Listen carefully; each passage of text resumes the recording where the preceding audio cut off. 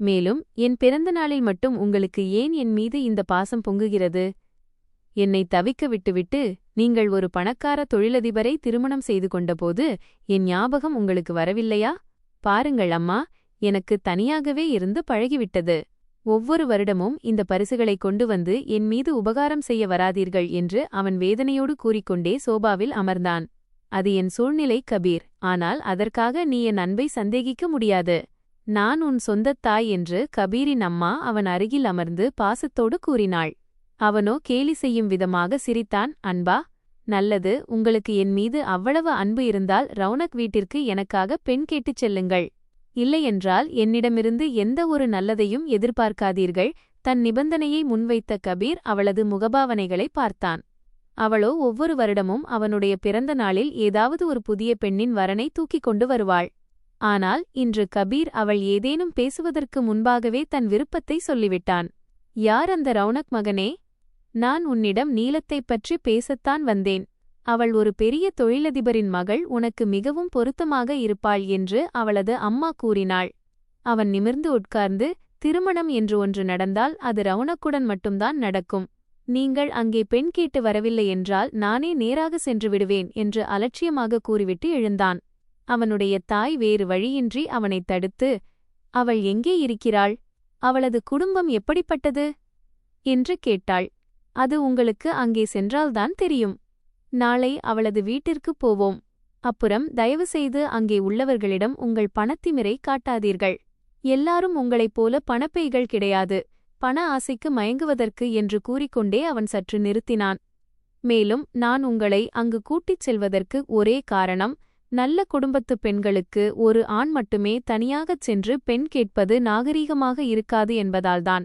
அவளை எந்த ஒரு மாயையிலும் வைக்க விரும்பாமல் கபீர் எல்லாவற்றையும் வெளிப்படையாக பேசிவிட்டு படிக்கட்டுகளில் வேகமாக ஏறித் தன் அறைக்குச் சென்றான். இன்று வானிலை மிகவும் நன்றாக இருந்தது. காலையிலிருந்தே குளிர்ந்த காற்று வீசிக்கொண்டிருந்தது. வானத்தின் மாறும் நிறங்கள் மேகக்கூட்டங்களுக்குள் மறைந்திருந்தன. ரவுனக் துணிகளை துவைப்பதில் மும்முரமாக இருந்தாள். இன்று அவள் பல்கலைக்கழகத்திலிருந்து யுனிவர்சிட்டி சீக்கிரமாகவே வந்துவிட்டாள். அம்மாவின் உடல்நிலை சரியில்லாததால் வீட்டின் வேலைகளை கவனித்துக் கொண்டிருந்தாள். சௌமியா கபீர் மற்றும் அவனது அம்மாவைக் கண்டு அதிர்ச்சியடைந்தாள். வாருங்கள் என்று வாசலிலிருந்து விலகி சௌமியா அவர்களை உள்ளே வர அனுமதித்தாள். அவர்கள் இருவரும் உள்ளே நுழைந்தனர். முற்றத்தில் துணி துவைத்துக் கொண்டிருந்த ரவுனக் மீது கபீரின் பார்வை விழுந்தது. அவள் துப்பட்டாவை இடுப்பில் கட்டிக்கொண்டு கூந்தலை கொண்டையாக முடிந்து இயந்திரத்திலிருந்து மிஷின் துணிகளை எடுத்துக் கொண்டிருந்தாள். திருமணம் செய்வதற்கு இந்த அரைகுறை பெண்ணைத்தான் பிடித்துள்ளதா? ரவுனக்கின் தோற்றத்தை கவனித்த கபீரின் அம்மா அவனது காதில் சொன்னாள். ஆனால் அவனோ அவளது பேச்சைக் காதில் வாங்கிக் கொள்ளக்கூட தயாராக இல்லை. ரவுனக், பார் யார் வந்திருக்கிறார்கள் என்று. சௌமியா அவளை கூப்பிட அவள் திரும்பி கபீரை பார்த்தாள். பிறகு அவசரமாகத் தன் துப்பட்டாவை அவிழ்த்து கழுத்தில் போட்டுக்கொண்டாள். கபீரின் அம்மாவை பொருட்படுத்தாமல் அவனிடம் கவலையோடு, நீங்கள் இங்கே, அதாவது நீங்கள் அப்பாவிடம் என்னை பற்றி புகார் செய்ய வரவில்லையே என்று கேட்டாள். அதற்கு கபீர் லேசாக புன்னகைத்து, நான் உங்களை புகாரளிக்கும்படி நீங்கள் அப்படி ஒன்றும் தவறு செய்யவில்லை. சரி, உங்கள் அம்மாவும் அப்பாவும் எங்கே இருக்கிறார்கள் என்று கேட்டான். கபீர் அவளது அந்த வெள்ளந்தித்தனத்தை ரசித்தபடி பேசினான். அவள் அவர்களை வரவேற்பறைக்கு டிராயிங் ரூம் அழைத்து வந்தாள். நீங்கள் அமருங்கள், நான் அம்மாவை கூப்பிடுகிறேன் என்று புன்னகையோடு கூறிவிட்டு வெளியே வந்தாள். சௌமியாவின் கையை பலமாக பிடித்துக்கொண்டு, அடிப்பாவி, இவன் ஏன் திடீரென்று வந்து குதித்தான்? அம்மாவின் காயங்களை பார்த்தால் என்ன நினைப்பான்? அதோடு என் கோலத்தைப் பார். அன்று கல்யாணத்திற்கு எவ்வளவு மேக்கப் போட்டுக்கொண்டு போயிருந்தேன், இன்று பார்த்தால் அப்படியே வேலைக்காரி மாதிரி இருக்கிறேன். என்னைப் பற்றி அவன் என்ன நினைப்பான்? எல்லாம் மேக்கப் மகிமை என்றுதானே நினைப்பான் என்று ரவுனக் கவலையோடு தன் சந்தேகங்களை அடுக்க சௌமியாவோ சிரிக்கத் தொடங்கினாள். உனக்கு அம்மாவின் காயங்களைப் பற்றி கவலையா அல்லது உன் அழகைப் பற்றி கவலையா என்று சௌமியா குறும்போடு கேட்டாள். இரண்டும் தான். நீ போய் டீ போடு, நான் அம்மாவையும் அப்பாவையும் கூப்பிடுகிறேன் என்று சௌமியாவுக்கு உத்தரவிட்டுவிட்டு அவள் அம்மாவை கூப்பிட்டு வரவேற்பறைக்கு அழைத்து வந்தாள். அப்பாவும் அவர்களுக்கு பின்னாடியே வந்தார். ரவுனக்கை அங்கிருந்து போகச் சொல்லிவிட்டு அவர் கபீரிடம் நேரடியாக பேசத் தொடங்கினார். ஏய், நீ அங்கே காதை வைத்துக்கொண்டு என்ன கேட்டுக்கொண்டிருக்கிறாய்? அதற்குள் சௌமியா டீ ட்ரேயுடன் அங்கு வந்திருந்தாள். ரவுனக் கதவருகே நின்று கொண்டிருப்பதை பார்த்துவிட்டு கேட்டாள். நீயும் கேள் என்று அவளைத் தடுத்து ரவுனக் கதவில் காதை வைத்துக் கொண்டாள். சௌமியாவையும் உள்ளே நடக்கும் விஷயங்களை கேட்கச் சொன்னாள். நாங்கள் உங்கள் மகள் ரவுனக்கை பெண் கேட்டு வந்திருக்கிறோம். கபீருக்கு அவளை பிடித்துள்ளது. அவளை திருமணம் செய்து கொள்ள விரும்புகிறான். உள்ளே இருந்து கபீரின் அம்மாவின் குரல் கேட்கவும் ரவுனக் வாயை பொத்திக் கொண்டாள். இவன் எவ்வளவு பெரிய முட்டாள்! இப்போதே போய் இவன் கழுத்தை நெரிக்கலாம் போலிருக்கிறது என்று தன் பற்களை கடித்தாள் ரவுனக்.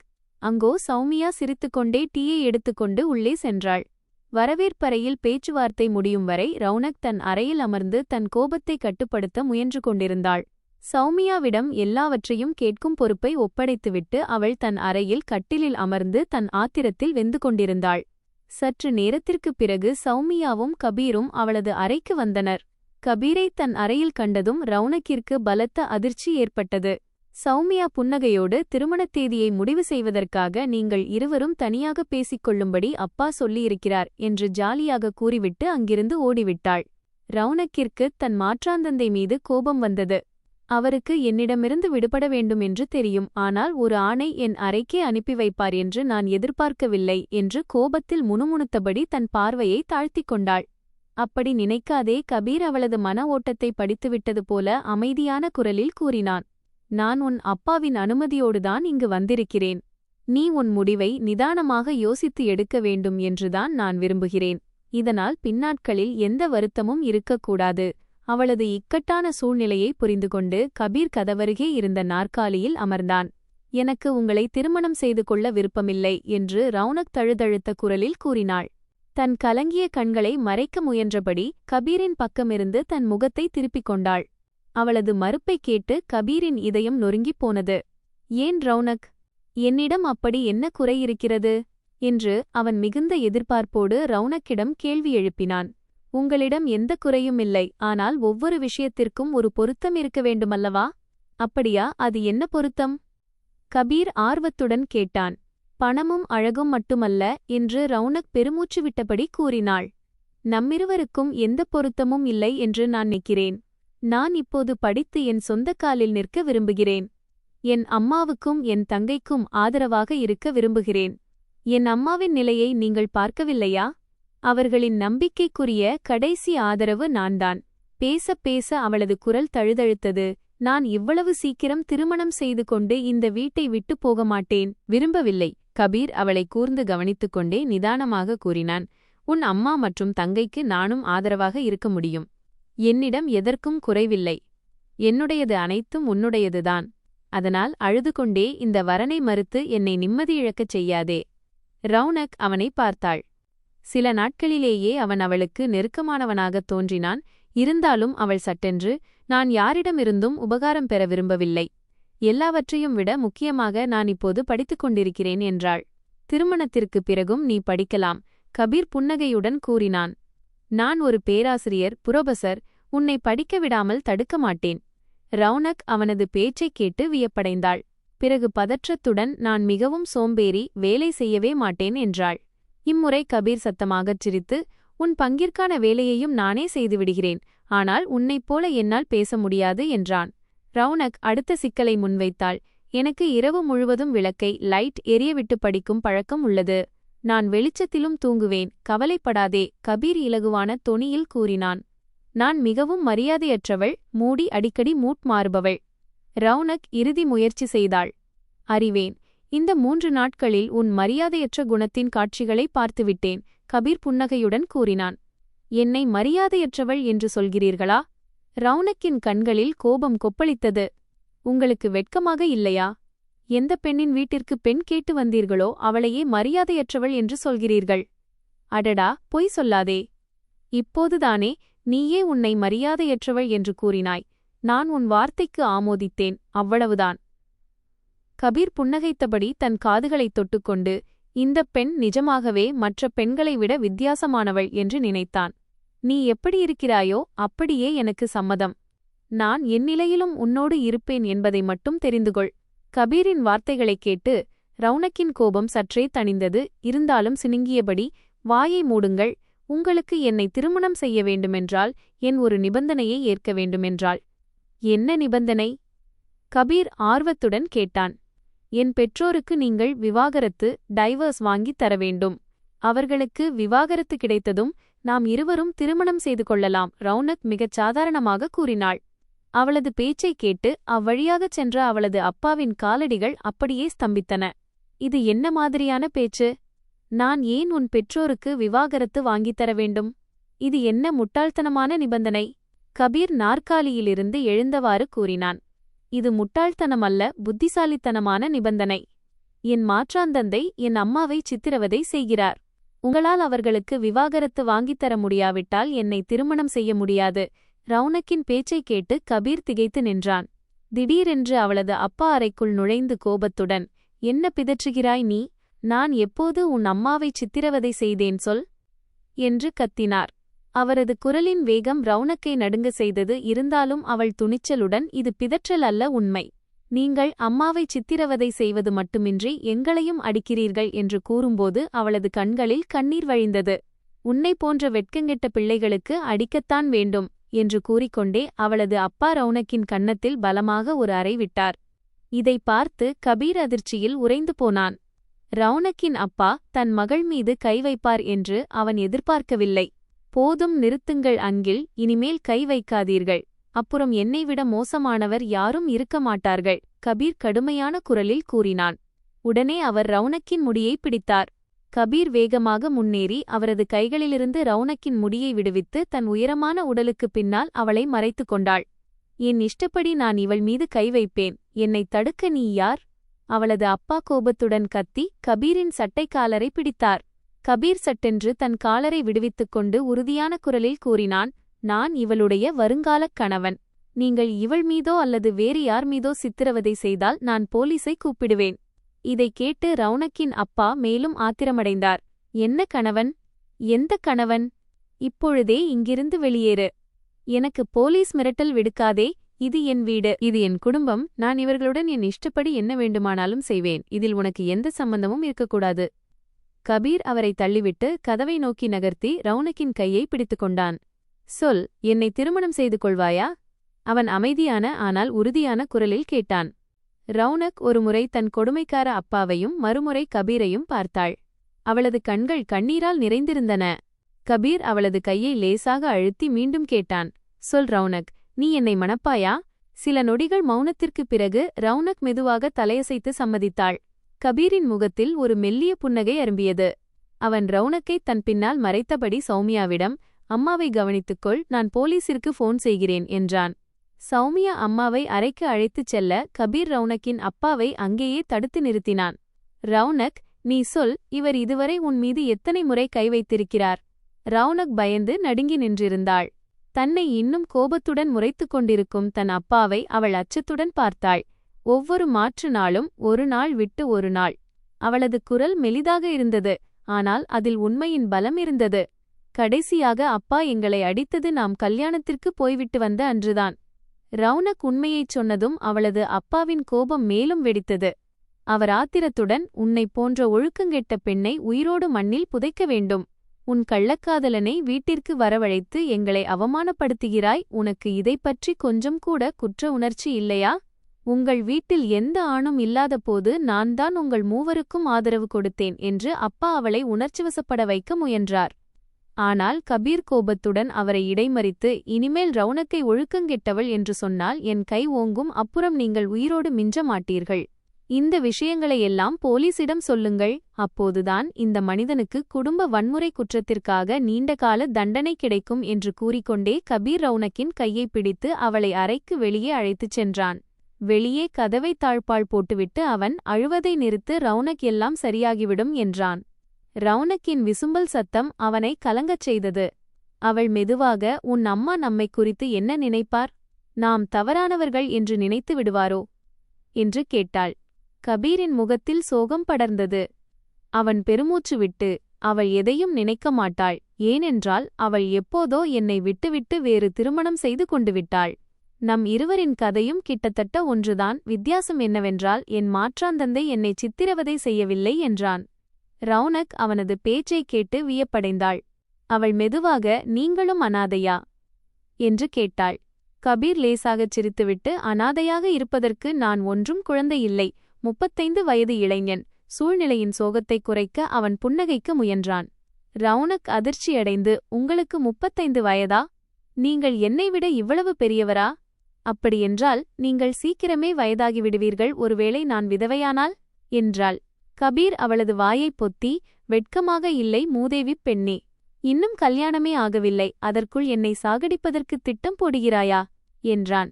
ரவுனக் மெதுவாக புன்னகைத்து, ஆமாம், நீங்கள் இறந்துவிட்டால் நான் விதவைதானே ஆவேன்.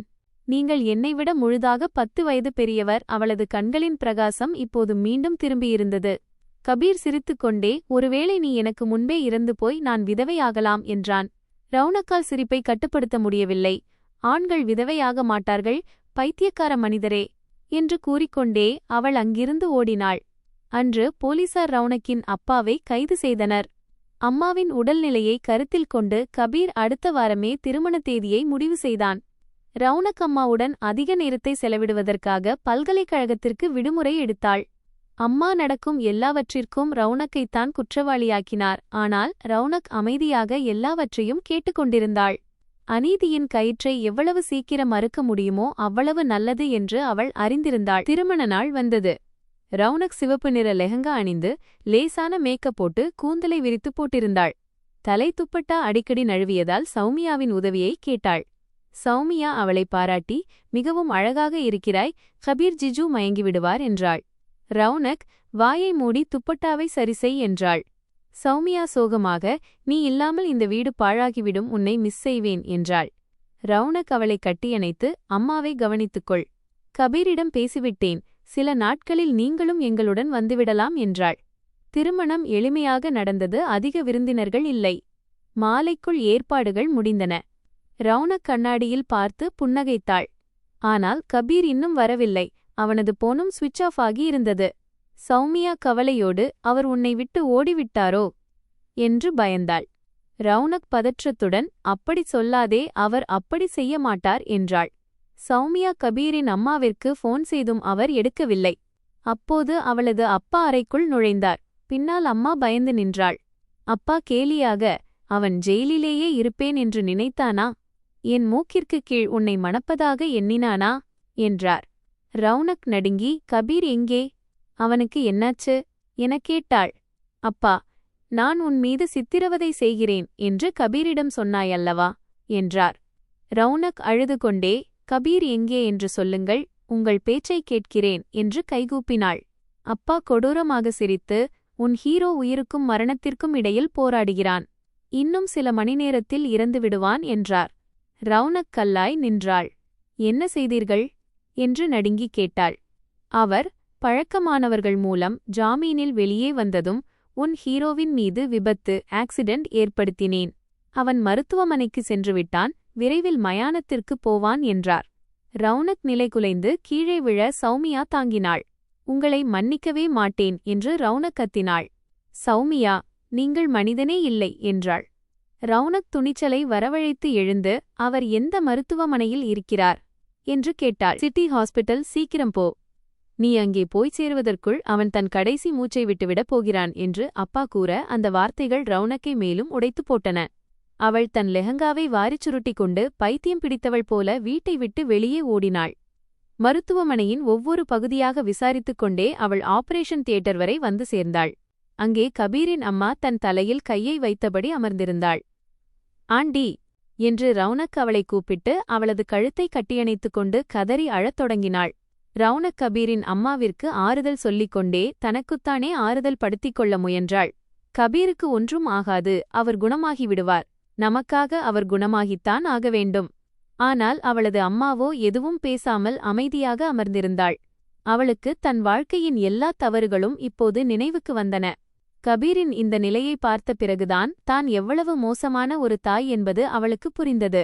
ரவுனக்கிற்கு என்ன செய்வதென்று புரியாமல் அவள் மருத்துவமனையிலிருந்த கோயிலை நோக்கி வேகமாக ஓடினாள்.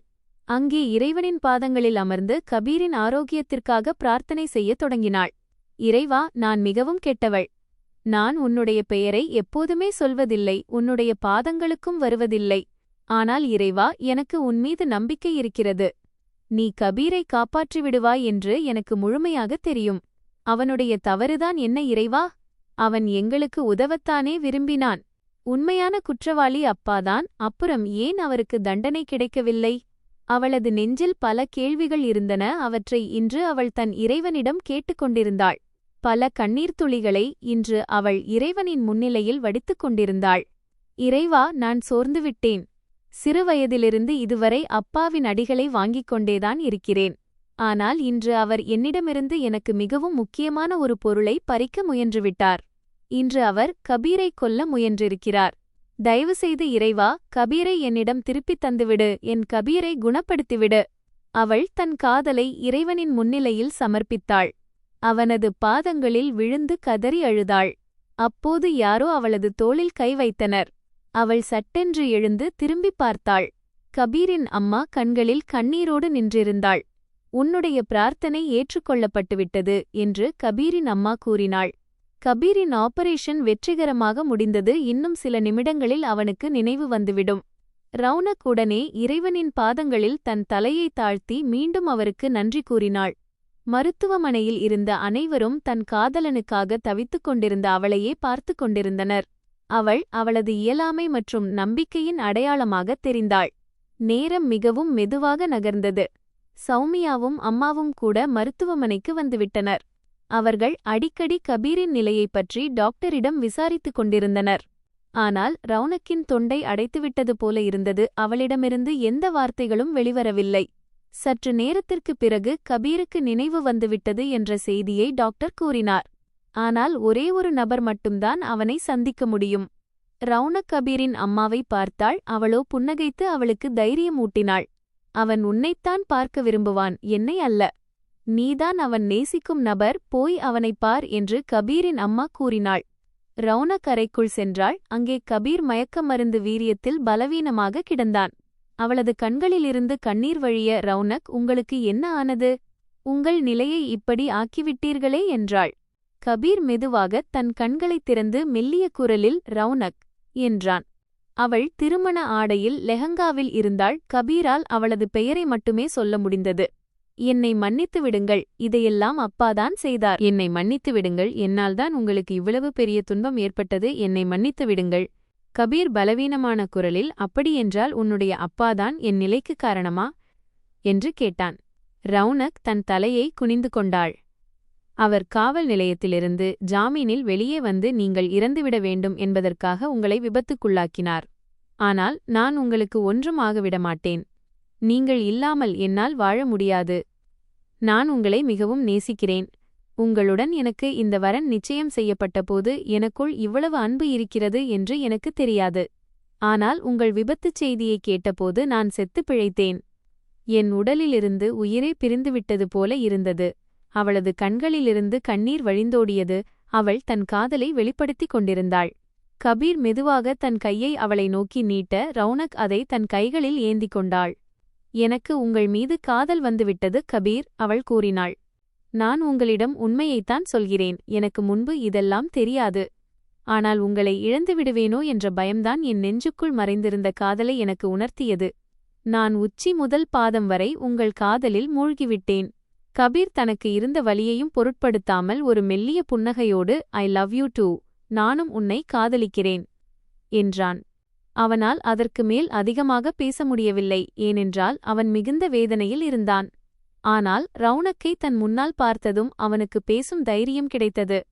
ரவுனக், மீண்டும் நீங்கள் குணமாகி விடுவீர்கள் அல்லவா என்று ஒரு குழந்தையைப் போல பயத்துடன் கேட்டாள். கபீர் மெதுவாக, உன்னுடைய இந்த காதல் சம்மதத்தை கேட்டே நான் குணமாகிவிட்டேன் ரவுனக் என்றான். ரவுனக் வெட்கப்பட்டு அவனது நெஞ்சில் தன் தலையைச் சாய்க்க அவனோ வலியால் முனகினான். என்ன ஆச்சு கபீர்?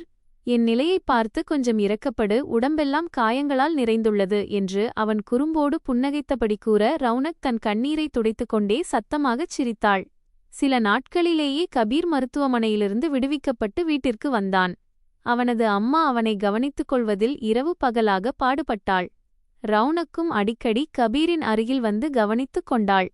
தன் தாயின் பாசத்தையும் அன்பையும் கண்ட கபீர் அவளை தன் மனதார மன்னித்துவிட்டான். முழுமையாக குணமடைந்த பிறகு கபீர் செய்த முதல் வேலை ரவுனக்கின் பெற்றோருக்கு விவாகரத்து, டைவர்ஸ் வாங்கித் தந்ததுதான். ரவுனக்கின் அம்மாவும் தன் மகளின் திருமண வாழ்க்கை தொடங்குவதற்கு முன்பே அதை அழிக்க நினைத்த ஒரு மனிதனுடன் வாழ விரும்பவில்லை. அதனால் அவளும் அவனிடமிருந்து விடுபட நினைத்தாள். விவாகரத்திற்குப் பிறகு ரவுனக்கின் சொந்த தந்தையின் வீட்டை விற்று அந்த பணம் முழுவதையும் கபீர் அவளது அம்மாவின் வங்கிக் கணக்கில் போடச் செய்தான். ரவுனக்கின் மாற்றாந்தந்தை இப்போது வீடற்றவன் ஆகிவிட்டான். அவன் தன் பாவங்களுக்கு மன்னிப்பு கேட்டுக்கொண்டிருந்தான். ஆனால் யாரும் அவனை மன்னிக்கவில்லை. ரவுனக்கை திருமணம் செய்து கொண்ட பிறகு கபீர் அவளையும் அவளது அம்மா மற்றும் தங்கையையும் அழைத்து கொண்டு கனடா நாட்டிற்குச் சென்றான். அங்கே அவர்கள் அனைவரும் தங்கள் வாழ்க்கையின் ஒரு புதிய தொடக்கத்தை தொடங்கினர். நண்பர்களே, இது இந்த கதையின் 2வது மற்றும் இறுதிப் பகுதி பார்ட் ஆகும். இந்த கதையின் முதல் பகுதிக்கான லிங்கை நான் கீழே உள்ள டிஸ்கிரிப்ஷன் பாக்ஸில் கொடுத்துள்ளேன். நீங்கள் அங்கிருந்து கதையின் முதல் பகுதியை கேட்டுக்கொள்ளலாம். கதை எப்படி இருந்தது என்பதை கமெண்ட் பாக்ஸில் கண்டிப்பாக தெரியப்படுத்துங்கள். பிடித்திருந்தால் தயவுசெய்து லைக் செய்யுங்கள். தினமும் இதுபோன்ற புதிய மற்றும் காதல் கதைகளை கேட்பதற்கு நம்முடைய சேனலையும் சப்ஸ்கிரைப் செய்து கொள்ளுங்கள். மீண்டும் ஒரு புதிய கதையுடன் உங்களை சந்திக்கிறேன் நண்பர்களே.